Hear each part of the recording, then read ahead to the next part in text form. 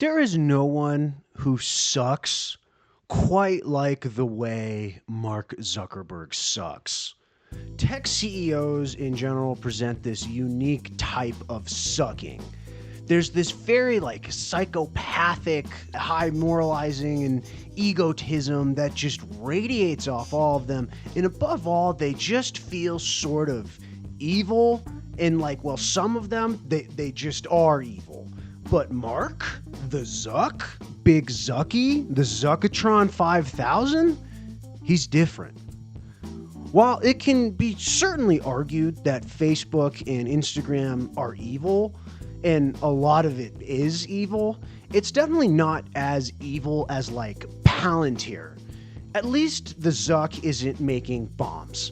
In fact, the track record of what Facebook, or should I say Meta, has made is pretty weird when you look at it. Obviously, he made Facebook. That's huge for boomers and millennials in 2012. But after that, what else have they really been up to? Well, they bought Instagram. They added Craigslist to Facebook, added TikTok to Instagram, made a crappy version of Twitter no one uses, put cameras in ugly glasses, and now they're working on AI and being a data brokerage. But there is one thing that Zuck tried to push that recently, to absolutely no one's surprise, went completely belly up. And that was the Metaverse, Zuck's VR play toy that no one asked for.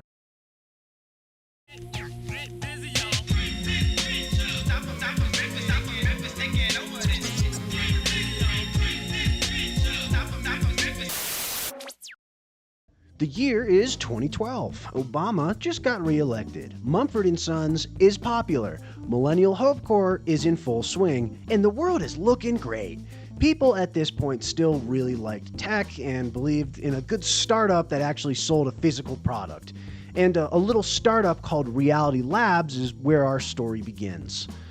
A young startup leader named Palmer Luckey, yes, the same Palmer Luckey who now makes military equipment, had a company called Reality Labs that was developing an HMD, a head-mounted display that would be cheaper and perform better than anything on the market.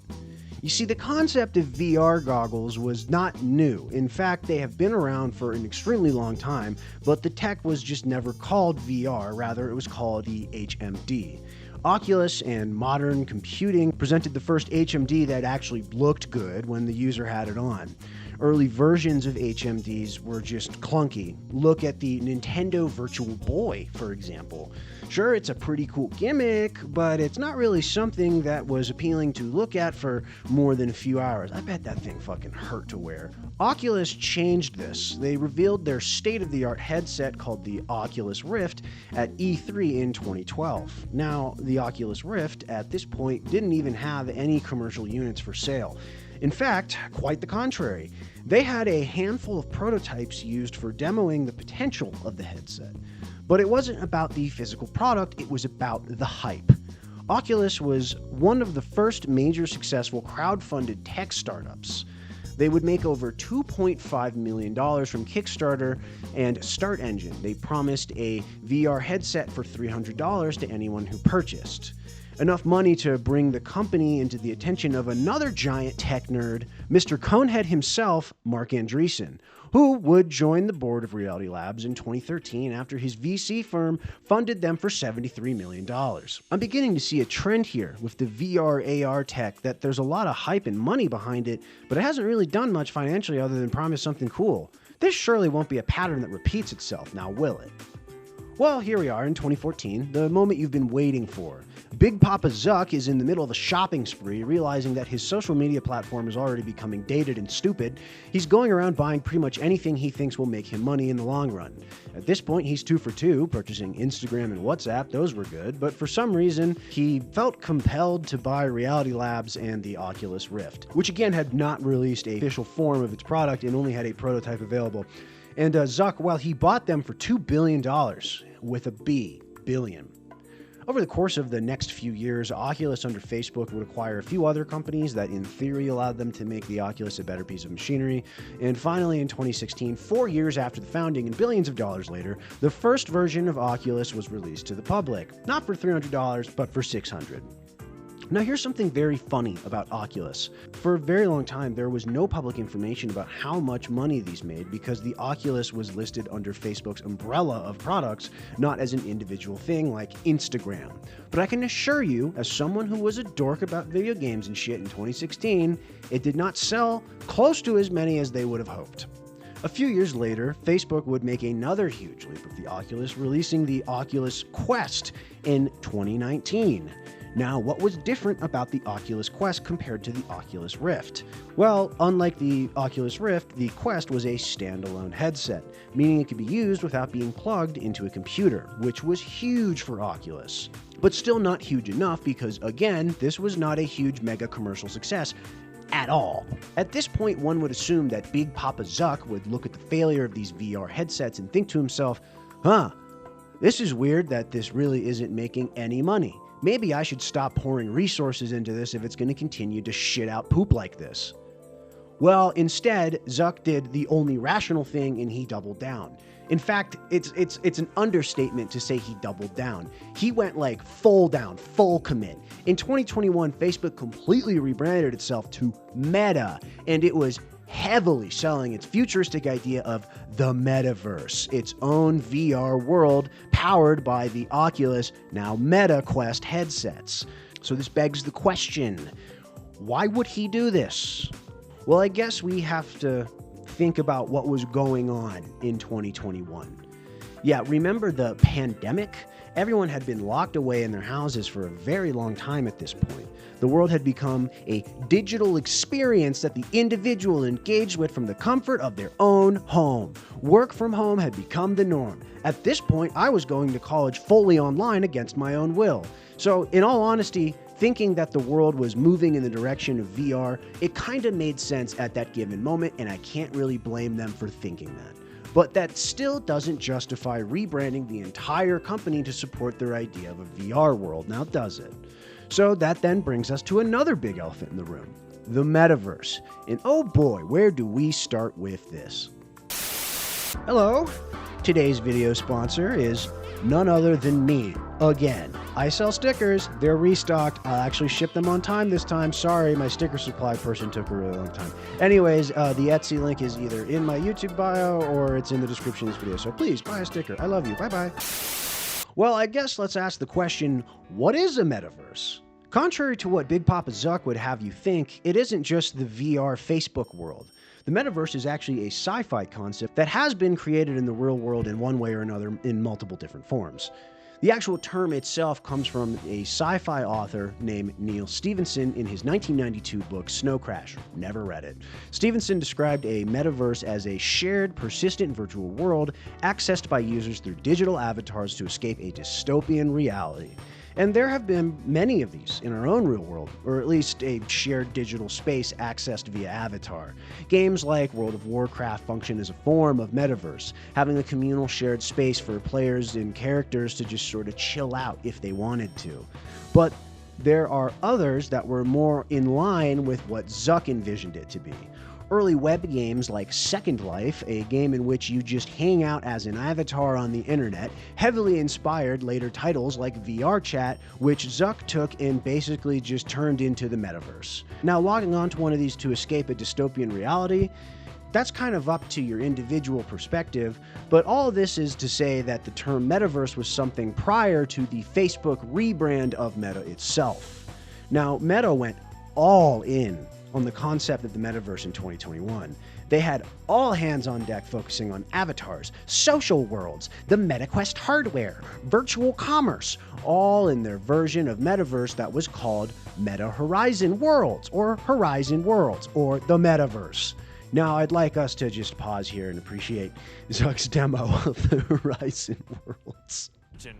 You put on your glasses or headset and you're instantly in your home in space. your home space. There's parts of your physical and home you're in your home virtually. space. Jesus Christ, he's off to such a bad start. And it has an look at how normal he looks. What a normal human. I trust him with my data. In my home space. Are you coming? Oh, are yeah, you coming? Just gotta find something to wear. That's how humans sound. Oh my fucking god. That's yep. Oh, it's wearing the clothes he has on. Look at that. Oh, weird fucking space. Oh, the robot and the hologram and the floating lesbians. Oh, wow, who made this? It's so cool. It's from a creator. I met in LA.